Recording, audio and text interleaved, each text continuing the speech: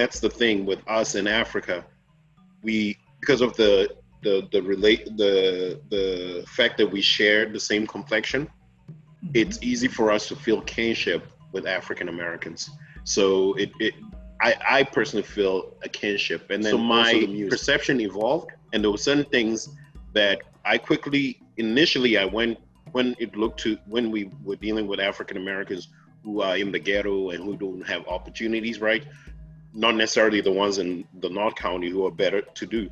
I would quickly blame them for the situation they were in, as in thinking that they were not doing something to make their situation better. And I also needed to be educated a bit more. And it's like some things that Africans need to do, as in you need to actually communicate with African Americans. And sometimes not even the African American who's the HR rep in your company, who's the well-to-do African American. You want to communicate with the African Americans in the thick and know the history, know what brought them there. There are so many similarities, even how we were. We have to realize that there's a colonized mindset between that Africans bring as well as African Americans, because the countries were still colonized by the same people, and we bring those images and perceptions of one another in one space, and it does not allow us that opportunity to get to know the real person. How do we shift our mindset?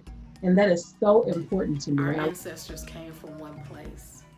So it's up to us to decide if we want to travel locally, if we want to travel to different states, if we want to build different kinds of relationships.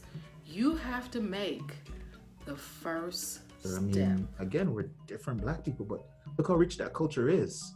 You know, I was thinking earlier, if you look at us, there is no mystery as to why in the last decade, the fastest men and women on our running tracks are either from the Caribbean or from North America, right? Or from the UK. We come from the same stock. Yeah. Right? We come from the same stock. We are fundamentally the same stock of people. So that reservoir is what we should draw on. We shouldn't draw on the limited experience of the last 400 years of being, under European thumb, because that is not who we are. We are not just 400 years of It's a mutual sort of, the term we've all heard before, this cultural exchange that needs to happen between us. Because even as Africans, in my perspective, and it would take another African to sort of, either agree or disagree with what I'm saying, they too have a limited idea of our culture as African Americans, right? For many of them, just receive only what others want them to know. We gangster, right? We gangster. Just like we only saw the African kids who was hungry and all that kind of stuff and jungle. They only see us as gangsters, drug dealers, hood people, all this kind of thing, for many of them. And so there's another perspective that they need to learn as well. And that's why, from your first question, it's so important that we have this cultural exchange because, Monica,